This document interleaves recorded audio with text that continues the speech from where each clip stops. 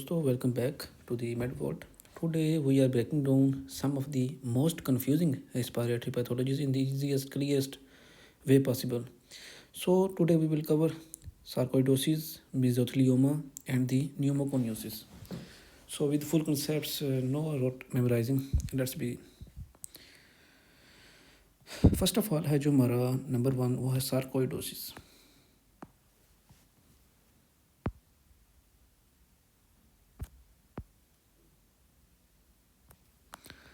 Sarcoidosis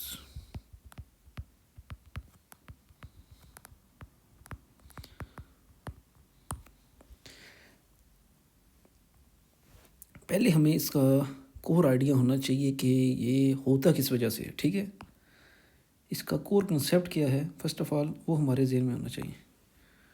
number one core idea. ठीक है, actually ये है क्या चीज़. ठीक है, अच्छा इसको जो सार्कोइडोसिस है इसमें होता क्या है कि आपका जो इम्यून सिस्टम है हमारा, ठीक है, इम्यून सिस्टम, ठीक है, जो हमें प्रोटेक्शन देता है, इम्यूनिटी देता है, वो एक्चुअली ओवर एक्टिव हो जाता है. क्या हो जाएगा? ओवर एक्टिव हो जाए. जब ये ओवर एक्टिव हो जाएगा तो ये क्या करेगा, ये हमारी बॉडी में ग्रैनुलोमास बना देगा. ठीक है, एवरीवेयर इन दी बॉडी. ठीक है, ये किसी भी जगह पे ग्रैनुलोमा बना सकता है. ठीक है, उसकी डिटेल में हम बाद में जाएंगे. ठीक है, बनाता क्या है? नॉन कैसिएटिंग. नॉन कैसिएटिंग ये इसका मतलब है कि वेट करें, नॉन कैसिएटिंग ग्रैनुलोमास ये हम जनरल पैथोलॉजी में स्टडी कर चुके हैं. ठीक है, नॉन कैसिएटिंग का मतलब होता है चीज़ लाइक. ठीक है, कैसिएटिंग का क्या मतलब होता है? चीज़ लाइक.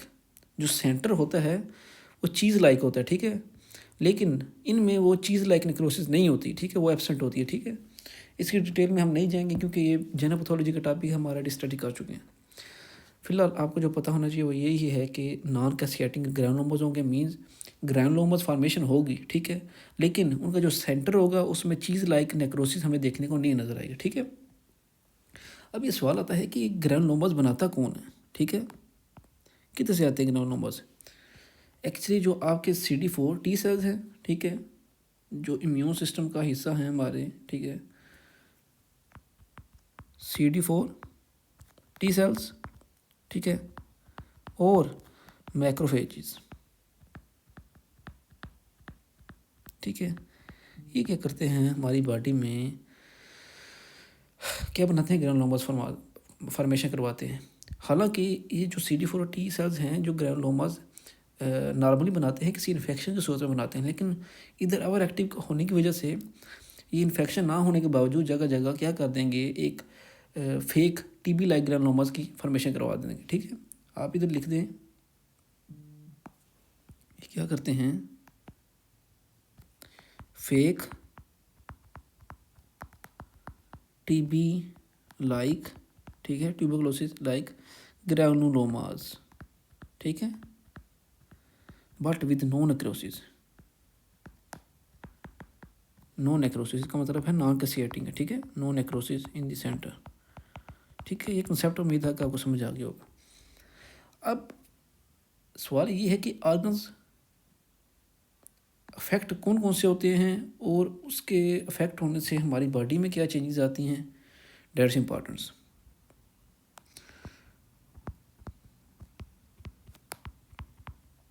अगला सवाल है आपका, why do organ get affected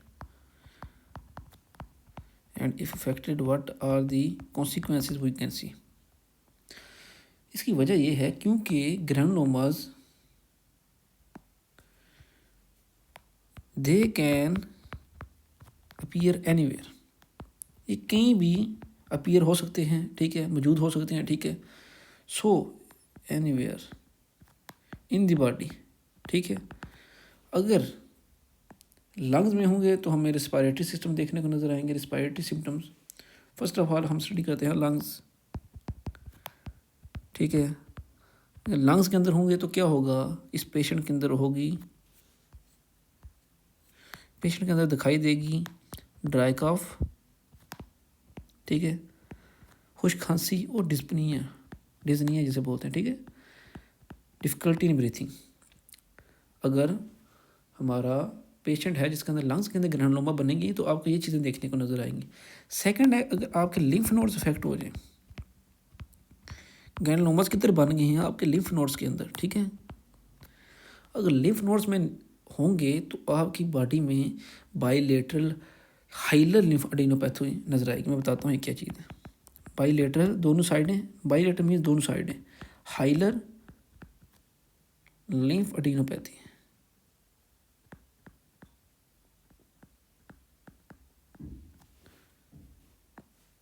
इस बंदे का जब एक्सरे देखेंगे, ये समझेंगे ट्रैकिया है आपका, ये है राइट ब्रोंकस और ये है लेफ्ट ब्रोंकस, ठीक है, और ये लंग्स का एरिया है, ठीक है। ये जो लंग्स का ये वाला एरिया है ना जिधर जाके ब्रोंकस इंटर हो रहा है, इसको हम हाइलर बोलते हैं, हाइलम, ठीक है। ये हाइलम वाला एरिया, ये वाला,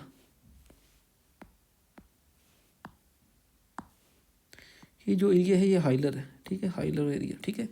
इन पेशेंट में क्या होता है, जो हमारे लिम्फ नोड्स हैं जो ड्रेन करते हैं इस एरिया को, इधर मौजूद होते हैं, इन जगह पे हमारे लिम्फ नोड्स मौजूद होते हैं, ठीक है। और अगर पेशेंट के अंदर बाईलेटरल दोनों साइडों पे हाइलर लिम्फेडेनोपैथी है, मींस उसके दोनों साइडों पे जब आप एक्सरे देखेंगे, इस एरिया, ये वाला एरिया दोनों साइडों से आपको डैमेज नज़र आएगा, ठीक है। इधर आपको ग्रैनुलोमास नज़र आएंगे, ठीक है। लिम्फेडेनोपैथी जो आपके लिम्फ नोड्स होंगे, ठीक है, वो डायलेटेड नज़र आएंगे, ठीक है, ग्रैनुलोमा की वजह से, ठीक है। Simple is that. नेक्स्ट जो हमारा आर्गन इफेक्ट हो सकता है वो है हमारा आइज़। अगर आँखों में ग्रैनुलोमस फॉर्मेशन होगी तो आपका जो यूविया है, ठीक है, वो डैमेज होगा, उसकी इन्फ्लेमेशन होगी जिसको हम बोलते हैं यूवियाइटिस, ठीक है। फोर्थ आपका फेशियल नर्व, ये मोस्ट इंपॉर्टेंट है, ठीक है। फेशियल नर्व अगर अफेक्ट होगी तो आपको होगी बेल्स पाल्सी, बेल्स पाल्सी, ठीक है। सेवंथ जो क्रेनियल नर्व है वो डैमेज होगी तो बेल्स पाल्सी होगी आपको। नेक्स्ट आपका स्किन, ये भी इंपॉर्टेंट है। स्किन के अंदर क्या आपको नज़र आएगा, आपको अरिदमा नोडोजम नज़र आएंगे, ठीक है। जॉइंट्स में होगा तो आर्थराइटिस, जिधर जिधर ये मौजूद होगा उधर उधर ये इन्फ्लेमेशन करवाएगा। मेन कहने का मकसद ये है, ठीक है। अगर आपका किडनीज़ है, किडनीज इफेक्ट होंगे। इसके बाद मैं आपको बताता हूँ इंपॉर्टेंट कौन कौन से हैं, ठीक है। किडनीज में हाइपर कैल्सीमिया आपको नज़र आएगा। हाइपर कैल्सीमिया क्यों नज़र आएगा, इसकी वजह यह है कि जो आपके मैक्रोफेज हैं ये केमिकल रिलीज़ करते हैं जो एक्टिवेट करता है किसको, विटामिन डी को। विटामिन डी का क्या काम होता है, कैल्शियम की एब्जॉर्प्शन करवाना, ठीक है, जिसकी वजह से हमारी बॉडी में कैल्शियम के लेवल इंक्रीज हो जाएंगे। मैक्रोफेज रिलीज़ करता है 1 अल्फ़ा हाइड्रोक्सिलेज, ठीक है। और ये क्या करता है, ये विटामिन डी की प्रोडक्शन इंक्रीज़ कर देता है, और जब विटामिन डी ज़्यादा होगा तो हमारे कैल्शियम लेवल ऑटोमेटिकली इंक्रीज़ हो जाएगा। अब इधर इंपॉर्टेंट कौन कौन से हैं ये हमें बताना चाहिए। व्हाट आर द इम्पॉर्टेंट्स, पहला आपको लंग्स वाला पता होना चाहिए, ठीक है। लंग्स में ड्राई कफ और डिज़नी है, ठीक है, ये कॉमन। ये लिम्फ नोड्स आपको पता होना चाहिए, ये मोस्टली इकट्ठे ही होते हैं, ठीक है। उसके बाद फेशियल नर्व में बेल्स पाल्सी, ठीक है, ये आपको पता होना चाहिए। उसके बाद जो लास्ट वन मोस्ट इंपॉर्टेंट है kidneys, that's the most important, ठीक है, ये आपने याद रखना। अब आता है कि इन्वेस्टिगेशन क्या है, मतलब किस तरह हम इसको डायग्नोज करेंगे, ठीक है, ये तो इम्पोर्टेंट सवाल है। इन्वेस्टिगेशन, ठीक है, पहली इन्वेस्टिगेशन बुक में लिखी गई है जो एस है, एस एंजियोटेंसिन कन्वर्टिंग एंजाइम, ठीक है, आपको पता ही होगा ACE, ठीक है, ACE एंजियोटेंसिन कन्वर्टिंग एंजाइम जो एंजियोटेंसिन 1 को किस में कन्वर्ट करता है, एंजियोटेंसिन 2 में, ठीक है। और एंजियोटेंसिन 2 क्या करता है, ब्लड प्रेशर मेनली इंक्रीज करता है, ठीक है, ड्यू टू वैसोकंस्ट्रिक्शन। लेकिन इस बंदे में जो एस लेवल्स हैं वो इंक्रीज़ हो जाएंगे, ठीक है। एस लेवल स्पेसिफिक नहीं है, ठीक है, कि मतलब कि अगर आप टेस्ट करेंगे आप देखेंगे एस लेवल है तो इंक्रीज़ हो गया, तो ग्रैनुलोमा नहीं, क्योंकि बहुत सारी अदर डिजीज़ भी हैं जो एस लेवल इंक्रीज़ करती हैं, ठीक है, लेकिन ये स्पेसिफिक नहीं है, ठीक है। लेकिन इसके राइज होने के साथ जब हम डिफरेंट अदर सिम्टम्स देखेंगे तो फिर हमें यकीन हो जाएगा कि वाकई ग्रैनुलोमास हैं, ठीक है। CD4 प्लस CD8 सेल्स, इनके लेवल आपको इंक्रीज नज़र आएंगे, ठीक है, इनकी जो रेशो होगी इंक्रीज़ होगी, ठीक है। उसके बाद अगर आप चेस्ट एक्सरे करेंगे आपको नज़र आएगा बाईलेटरल हाइलर लिम्फेडिनोपैथी। मैं आपको बता चुका हूँ आपको लिम्फेडिनोपैथी अगर आपके लिम्फ नोड डैमेज होते हैं, ठीक है। और last one is the non caseating granulomas. किसके ऊपर नज़र आएंगे? बायोप्सी के ऊपर, ठीक है। अभी तो याद रखने वाली कम बातें कौन सी हैं, ठीक है। अभी तो याद रखने वाली बातें जो मोस्ट इंपॉर्टेंट हैं, जो आपने नहीं भूलनी, वो ये हैं। फर्स्ट ऑफ ऑल है आपका ये रेशो CD4+CD8 रेशो, ये आपकी इंक्रीज़ हो जाएगी, ठीक है। चेस्ट एक्सरे आपके इंपॉर्टेंट है, लिम्फेडिनोपैथी नज़र आएगी। और non caseating granulomas, that's the most important, ठीक है। नॉन कैसिएटिक ग्रैनुलोमास ये तो मतलब इस पर जब इसे आप देख लेंगे तो बाकी किसी चीज़ की ज़रूरत नहीं पड़ेगी। लेकिन जब आप चेस्ट एक्सरे करेंगे तो फिर आपको यकीन हो जाएगा कि किस पार्ट में आपको नॉन कैसिएटिक ग्रैनुलोमास है, ठीक है। क्योंकि अब इन आँखों से आप देख तो नहीं सकते कि लंग्स आपको नज़र तो नहीं आ रहे, ठीक है। जब आप चेस्ट एक्सरे करेंगे तो फिर ही आपको ये वाले पार्ट्स नज़र आएंगे ना, बाईलेटरल हाइलर लिम्फेडिनोपैथी, ठीक है, ये वाला सिस्टम, ठीक है। अब हमारा ट्रीटमेंट क्या है इस चीज़ का? ट्रीटमेंट, इस बंदे को आप क्या ट्रीटमेंट देंगे? अगर बंदा सिम्टोमेटिक है, ये ट्रीटमेंट सिर्फ सिम्टम्स की सूरत में, ठीक है, ये आपने बात याद रखनी। अगर बंदे में सिम्टम्स नहीं है तो फिर ट्रीटमेंट आप नहीं करेंगे। सिम्टम्स की सूरत में आप ट्रीटमेंट क्या करेंगे? स्टीरॉइड्स देंगे इसको, बस। इसका ट्रीटमेंट क्या है? स्टीरॉइड्स, ओनली स्टीरॉइड्स, ठीक है। दैट्स ऑल अबाउट दी हमारा सार्कोइडोसिस, ठीक है। ये किस्म की ये रिस्ट्रिक्टिव लंग डिजीज़ है, ठीक है। क्योंकि जब आपके लंग्स में या आपके लिम्फ नोड्स इफेक्ट होंगे तो आपकी जो लंग्स हैं उसके अंदर रिस्ट्रिक्शन आएगी, ठीक है। सेकंड है हमारा inhalation injury. Second disease is inhalation injury.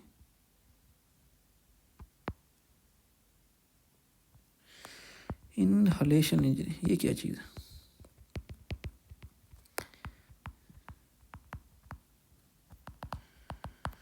Next question है इनहेलेशन इंजरी, ठीक है।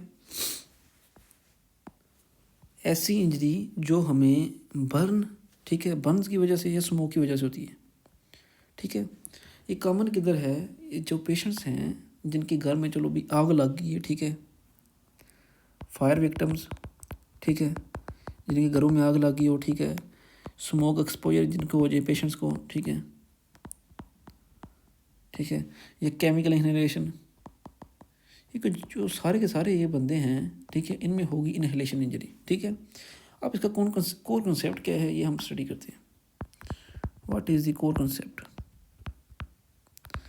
होता ये है एक्चुअली कि बेसिकली जो डैमेज है वो 3 सोर्सेज से आता है। डैमेज के 3 सोर्स हैं। फर्स्ट ऑफ ऑल हीट है, सेकंड आपका स्मोक पार्टिकल्स, ठीक है,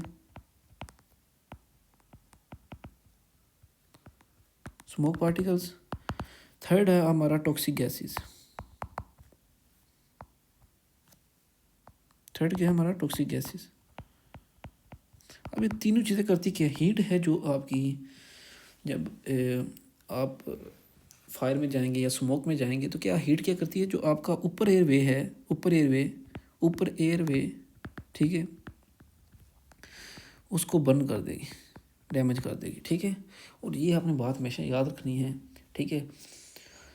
आपको ऊपर रिस्पायरेटरी ट्रैक और लोअर रिस्पायरेटरी ट्रैक का पता होना चाहिए, ठीक है। जब आप हाउस जॉब करते हैं तो आपके सामने पेशेंट्स आते हैं, वो कहते हैं कि हमें इस बंदे को ऊपर रिस्पायरेटरी ट्रैक इन्फेक्शन है, इसको लोअर रिस्पायरेटरी ट्रैक इन्फेक्शन है। ऊपर रिस्पायरेटरी ट्रैक जो आपका वोकल कार्ड है, इससे ऊपर वाला जितना भी एरिया है, वोकल कार्ड के अंदर मौजूद होता है आपके लैरिंक्स के अंदर, ठीक है।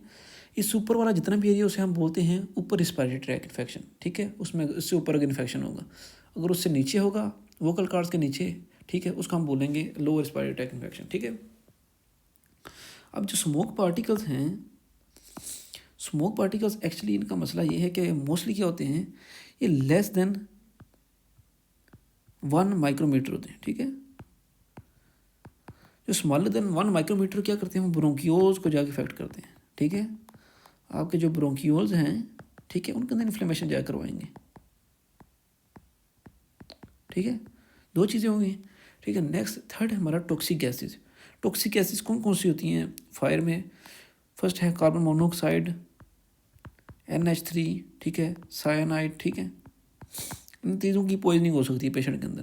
और जब ये तीनों चीज़ें मौजूद होंगी तो आपको डिजीज़ कौन सी काज होगी? इसको बोलते हैं केमिकल न्यूमोनाइटिस, केमिकल न्यूमोनाइटिस, ठीक है। केमिकल की वजह से आपके मीन्स जो लंग्स के पार्ट्स हैं इनमें इन्फ्लेमेशन हो जाए, ठीक है। या फिर एक्यूट रिस्पायरेटरी डिस्ट्रेस सिंड्रोम, ये भी काज होती है क्योंकि जब आपका एल्विलाई रप्चर होगा, ठीक है, उसके अंदर फ्लूइड अकोमुलेट हो जाएगा, ठीक है।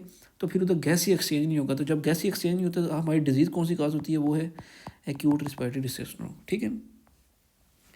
सिम्टम्स कौन सी हैं पेशेंट के अंदर? इन पेशेंट्स के अंदर सिम्टम कौन सी नज़र आएंगी? ये पेशेंट्स आपके पास आए हैं, ठीक है, इनके अंदर सिम्टम्स कौन सी नज़र आएंगी? दैट्स इंपॉर्टेंट, ठीक है। फर्स्ट ऑफ ऑल ये जो पेशेंट होगा इसमें आपको सूट अराउंड माउथ, ठीक है, इनका जो राउंड जो माउथ एरिया होगा वो काले कलर का नज़र आएगा आपको, ठीक है। सेकंड, सिंक्ड नेजल हेयर्स, ठीक है। जब आपका नॉर्मली अगर बाल आपका ऐसे है, ठीक है, सीधा, जब जो जल जाता है तो ऐसे सींग की शक्ल इख्तियार कर लेता है, ऐसे ऐसे हो जाता है, ठीक है। इसको हम बोलते हैं सींग। तो जो पेशेंट होंगे जिनके अंदर ये आग वगैरह का वजह से डैमेज होगा, ठीक है, तो उनमें हमें ये नज़र आएंगे, ठीक है। उसके बाद होर्सनेस, उनकी जो आवाज़ है वो भारी होगी क्योंकि आपका जो वोकल कार्ड है वो अफेक्ट होगा, ठीक है, जिसकी वजह से वीजिंग नज़र आएगी। या फिर आपका नेक्स्ट है आपको कफ नज़र आएगी पेशेंट के अंदर, वीजिंग नज़र आएगी। कफ क्योंकि इरिटेशन की वजह से, वीजिंग क्या है? वीजिंग जो आपका ब्रोंकाई है वो कॉन्ट्रैक्ट कर देगा, ठीक है, ज़्यादा म्यूकस प्रोडक्शन की वजह से, या उसकी जो वाल डैमेज होगी, ठीक है, जिसकी वजह से हमें वीजिंग नज़र आएगी। लास्ट है डिजनिया, डिफ़िकल्टी इन ब्रीथिंग होगी इस पेशेंट को, ठीक है। अब सवाल आता है कि ARDS क्यों होता है, ठीक है। ARDS ये मैं बता चुका हूँ आपको, ARDS इन पेशेंट में होता है। इसकी वजह क्या है कि जब केमिकल क्या करते हैं, जाके आपके अलविलाई को डैमेज करते हैं, ठीक है। और जब अलविलाई डैमेज होता है तो उसमें फ्लूइड अकोमुलेट होता है, ठीक है, फ्लूइड अलविलाई के अंदर आया था। जब फ्लूइड अंदर आया था तो गैसियस एक्सचेंज नहीं होता, ठीक है, ये इंपॉर्टेंट पॉइंट है। अब इन पेशेंट्स के अंदर जब आप ब्रोंकोस्कोपी करेंगे तो आपको क्या चीज़ें नज़र आएंगी? पेशेंट को सामने जब बैठाएंगे आप और कैमरा लेके उसके आप मुंह में डाल देंगे कैमरा और देखेंगे तो उसमें आपको ये फाइंडिंग नज़र आएंगे। फर्स्ट ऑफ ऑल उस पेशेंट के अंदर अडीमा नज़र आएगा, स्वेयर एयर अडीमा, ठीक है, वेदर इन द ब्रोंकाई और ब्रोंकियो, जिसकी वजह से हमें वीजिंग होगी, होर्सनेस होगी, डिजनिया होगा, ठीक है, ये काजेज हैं उसकी। नेक्स्ट आपको ब्लैक सूट डिपोजिट नज़र आएंगे, ठीक है, सही बात, आग है तो आग की वजह से ब्लैक सूट डिपॉजिट्स नज़र आएंगे आपको उसके ब्रोंकाई ब्रोंकियोज में। उसके बाद लास्ट है म्यूकोजल कंजेशन, ठीक है, सही बात है, जब आपकी बॉडी में ये सिस्टम होगा तो आपकी बॉडी म्यूकस प्रोडक्शन इंक्रीज कर देगी, ठीक है, जिसकी वजह से क्या होगा? म्यूकोजल कंजेशन होगी। और ये classic sign, classic sign. That's all about the inhalation injury. Next हमारा मेसोथेलियोमा। इसमें सिंपली आप क्या है कि आग की वजह से आपका ब्रोंकाई या ब्रोंकियोज डैमेज हो जाएंगे, ठीक है। सो इन पेशेंट में आपको खांसी, वीजिंग और डिजनिया और शॉर्टनेस ब्रीथ नज़र आएगी, ठीक है। और जब आप इनका एंडोस्कोपी करेंगे, ब्रोंकोस्कोपी करेंगे, ठीक है, आपको क्या चीज़ें नज़र आएंगी? आपको अडीमा नज़र आएगा, ठीक है, इन्फ्लेमेशन नज़र आएगी, आपको सूट डिपॉजिट नज़र आएंगे और म्यूकोजल कंजेशन नज़र आएगी, ठीक है। नेक्स्ट हमारा मेसोथेलियोमा। ये क्या चीज़ है? मेसोथेलियोमा, फर्स्ट ऑफ ऑल मेसोथेलियोमा को आपने कभी भी लंग कैंसर नहीं बोलना, ठीक है, ठीक है। मेसोथेलियोमा जो डिजीज़ है, mesothelioma is actually a cancer of the pleura. क्या है? Cancer of the pleura. Pleura क्या है? जो हमारी कवरिंग है अराउंड द लंग्स, ठीक है, पैराइटल प्लूरा, ठीक है, और जो दूसरा प्लूरा, ठीक है, ये जो हमारे हैं कवरिंग है लंग्स की, ठीक है। और ये कैंसर ऑफ द प्लूरा होता क्या है? मोस्टली एस्बेस्टॉस की वजह से, ठीक है, एस्बेस्टॉस की वजह से। ये स्मोकिंग की वजह से नहीं होता, ये आपने बात याद रखनी है, क्योंकि स्मोकिंग तो प्लूरा तक जा ही नहीं सकती, ठीक है, वो तो लंग्स को अफेक्ट करती है या लंग्स के ऊपर या लोअर रेस्पिरेटरी ट्रैक को, लेकिन प्लूरा को डैमेज नहीं कर सकती, ठीक है। सो फीचर्स क्या हैं इस डिजीज़ के? फीचर्स तो कुछ होंगे, स्पेशल फीचर्स क्या हैं इस डिजीज़ के, वो हम डिस्कस करते हैं। The features are, first of all, haemorrhagic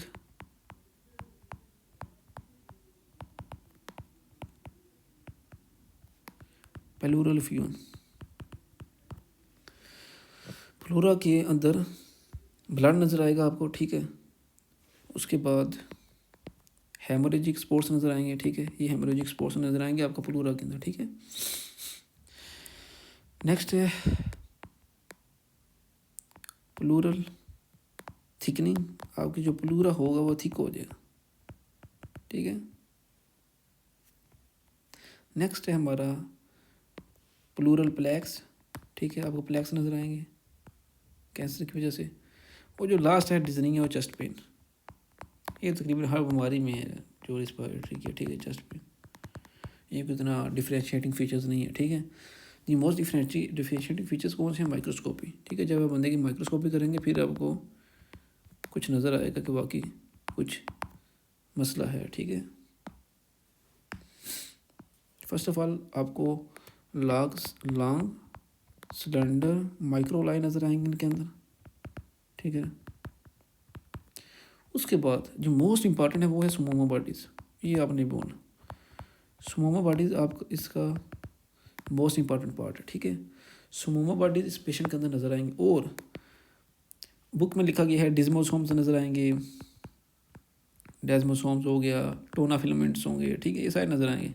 लेकिन जो आपने याद रखना है एक स्मोमा बॉडीज़ आपने याद रखना स्पेसिफिक, ठीक है।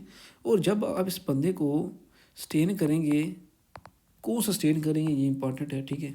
स्टेन का नाम है कैलरेटिनिन, ठीक है, प्लस CK5/6, ठीक है। ये करेंगे तो ये पॉजिटिव होगा, ठीक है। सो याद रखने वाली चीज़ कौन सी है? स्मोमा बॉडीज़, और ये जो स्टेन है कैलरेटिनिन और CK5/6, ठीक है, ये आपने करना है तो ये आपके पॉजिटिव नजर आएंगे, ठीक है। सिंपल आपका प्लूरा का कैंसर है, ठीक है, आपका प्लूरा डैमेज हो जाएगा, उसमें एफ्यूजन होगी, ठीक है, उसके अंदर सुराख हो जाएंगे, ठीक है, और जगह जगह उसको थिकनिंग और ब्लैक्स नज़र आएंगे, ठीक है। और पेशेंट के अंदर डिजनी और चेस्ट पेन होगा, ठीक है। और इसकी जब हम माइक्रोस्कोपी करेंगे उससे सैंपल लेंगे तो हमें स्मोमा बॉडीज नज़र आएंगे, ये उसके बाद स्टेनिंग करेंगे, ठीक है। अब हमारा न्यूमोकोनियोसिस, फोर्थ है न्यूमोकोनियोसिस।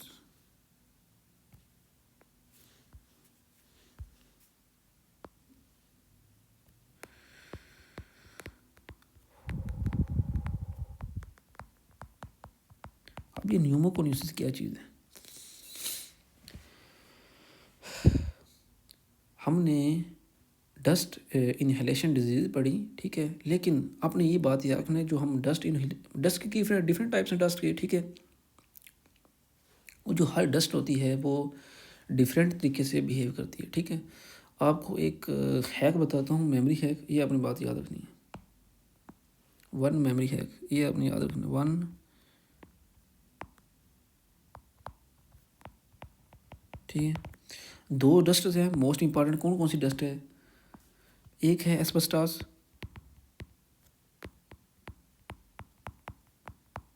सेकंड है आपकी सिलिका होगी, कोल होगी, बेरिलियम होगी, ठीक है।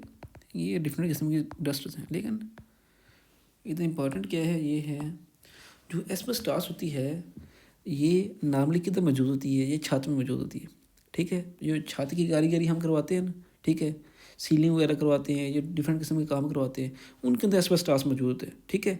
और ये जो चीज़ ऊपर मौजूद है, ठीक है, वो इफेक्ट किधर करेगी? आपके लोअर लोब इफेक्ट करेगी, लोअर लोब्स, ठीक है। ये आपने याद रखना है, जो ऊपर वाली चीज़ है, ऊपर वाली, वो किसको इफेक्ट करेगी? लोअर लोब्स को, ठीक है। हमेशा अपने याद रखना, जब पेशेंट आएगा लोअर लोब्स उसमें इफेक्ट होंगे तो आपने हमेशा आपके ज़हन में होना चाहिए एस्बेस्टॉस। और अगर उसके ऊपर लोब्स इफेक्ट हैं, ठीक है, तो फिर क्या होगा? ये सिलिकोसिस हो सकता है, कोल की वजह से हो सकता है, या बेरिलियम की वजह से हो सकता है, क्योंकि ये जो तीनों की तीनों मौजूद हैं ये ज़मीन के अंदर मौजूद होती हैं अर्थ पे, ठीक है, लोअर हैं, ठीक है, तो ये ऊपर लोब्स अफेक्ट करेंगे, ठीक है।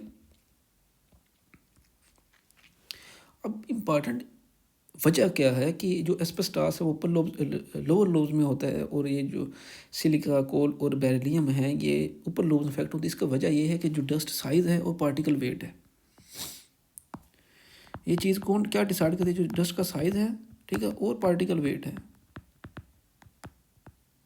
ठीक है। और ये दोनों चीज़ें किसकी ज़्यादा होती हैं, एस्बेस्टॉस की, ठीक है, और इन चीज़ों की कम होती है, जिसकी वजह से ये ऊपर लोब्स में रहते हैं, और ये जो एस्बेस्टॉस है ये लोअर लोब्स में जाकर डिपॉजिट होती है।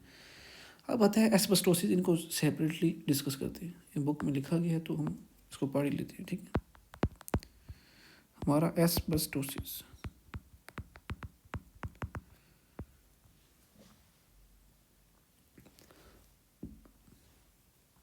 एस्बेस्टोसिस इस्तेमाल किधर होता है, ठीक है, ये तो हमें पता चल गया कि ये लोअर लोब्स को अफेक्ट करता है, ठीक है। होता किधर है, रूफिंग में, ठीक है, छतों में होता है, ठीक है, रूफिंग का जो आप काम करते हैं, प्लम्बिंग, ठीक है। उसके बाद इंसुलेशन में, ओल्ड इंसुलेशन जो होती है, ठीक है, पुरानी थकी जो इंसुलेशन होती है, या फिर जो शिप बिल्डिंग है उसमें होती है, ठीक है।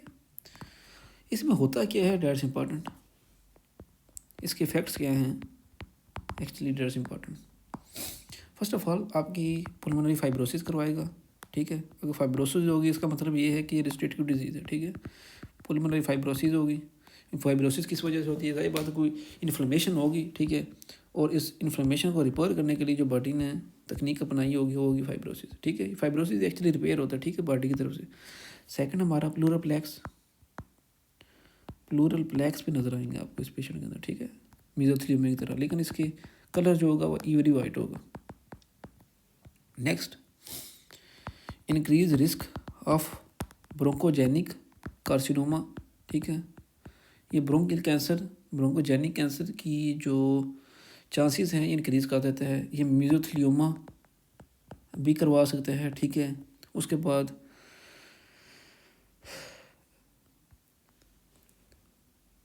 Asbestos from roof but affects the base, ठीक है, बेस ऑफ द लंग, कहते हैं मौजूद ऊपर होता है नॉर्मली, ठीक है, एनवायरनमेंट में, लेकिन इफेक्ट जाकर लोअर लोज करता है।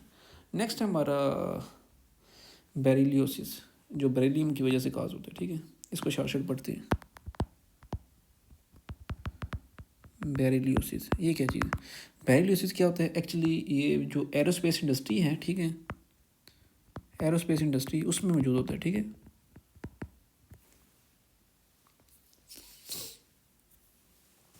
इसमें भी हमें क्या चीज़ नज़र आती है, नॉन कैसिएटिंग ग्रैनुलोमास नज़र आते हैं इन पेशेंट के अंदर। लाइक ये किसमें हमने पढ़ा था, ये हमने सार्कोइडोसिस में पढ़ा था, ठीक है।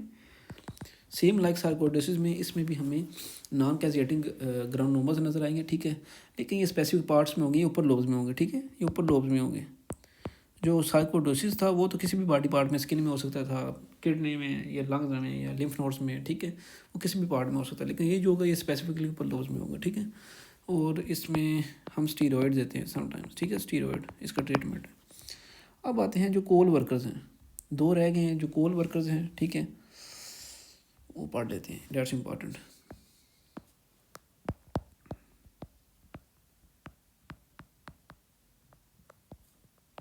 अब कोल वर्कर्स की क्या कहानी है, ठीक है। कोल वर्कर्स में होता क्या है, जो कोल वर्कर्स में न्यूमोकोनियोसिस होता है, ठीक है, ये ऊपर लोब्स होता है, ठीक है, ऊपर लोब, इसमें भी ऊपर लोब इफेक्ट होते हैं। होता क्या है कि जो आपका मैक्रोफेज है, ठीक है, जो बंदा कोल वाले एरिया में काम करता है उधर कार्बन डाइऑक्साइड की अमाउंट ज़्यादा होती है, ठीक है। सो मैक्रोफेज क्या करते हैं, जब वो कार्बन खाते रहते हैं बार बार, ठीक है, तो वो क्या करवाते हैं, इन्फ्लेमेशन, और जब इन्फ्लेमेशन होगी तो वो क्या करवाएंगे, फाइब्रोसिस। सो इसमें इसका जो अदर नाम है इसे हम ब्लैक लंग डिजीज़ भी बोलते हैं, ठीक है। और ये very difficult means dangerous disease है, ठीक है। अब आते हैं अपने सिलिकोसिस की तरफ, लास्ट वन है सिलिकोसिस। मैं भी थक गया हूँ, ठीक है। अब आते हैं सिलिकोसिस की तरफ। सिलिकोसिस किधर मौजूद होता है? ऊपर लोब्स में, ठीक है। आपके ऊपर लोब्स इफेक्ट होंगे सिलिकोसिस में, ठीक है। और ये मौजूद किधर होता है? माइंस में होता है, फाउंड्रीज में होता है, ठीक है। इन जगह पे ये मौजूद होता है। सैंड ब्लास्टिंग में होता है, ठीक है, सैंड ब्लास्टिंग, ठीक है। डेंजरस क्यों है? सिलिका क्या करता है? जो सिलिका एक्चुअली करता क्या है, जो आपके मैक्रोफेज हैं, ठीक है, इनको मारता है, ठीक है, इनको ख़त्म करता है, ठीक है। और मारता कैसे है कि जो मैक्रोफेज के जो लाइसोसोम हैं, ठीक है, उनको तबाह करता है, जिसकी वजह से मैक्रोफेज मार जाता है, ठीक है। और लीड टू फाइब्रोसिस, ठीक है। और यूनिक फाइंडिंग क्या है इस पेशेंट के अंदर, ये आपने बस याद रखनी है, जो मोस्ट इंपॉर्टेंट सिलिकॉन का तक लगा, ठीक है। यूनिक फाइंडिंग क्या आपने याद रखनी है, लोब याद रखना आपने कौन सा ऊपर लोब है। और फाइंडिंग क्या है? Egg shell calcification, egg shell calcification of hilar nodes. जो हाइलम एरिया उसमें जो नोड्स हैं उसमें आपको एग शेल कैल्सिफिकेशन नज़र आएगी, ठीक है। ये आपने बस याद रखनी है, ठीक है। So that's all about the disease, ठीक है। जो डिजीज़ हमने पढ़ी है मोस्टली रिस्ट्रिक्टिव डिजीज़ हैं, ठीक है, क्योंकि बाई फाइब्रोसिस करवा रही हैं, इन्फ्लेमेशन करवा रही हैं, ठीक है। ये मोस्टली डिस्ट्रिक्टिव है, ठीक है। कुछ डिजीज़ ऐसी हैं जो मिक्स हैं, ठीक है। मिक्स इनमें से कौन सी है? जो आपका इन्हेलेशन इंजरी है, ठीक है, इन्हेलेशन इंजरी ये भी रिस्ट्रिक्टिव होती है, लेकिन समटाइम्स ये ऑब्स्ट्रक्टिव भी काज करती है, ठीक है, लंग डिजीज़, ठीक है। लेकिन जो चीज़ें आपको पढ़ ली, ठीक है, उसको रिवाइज करें। और up to the next video, good bye.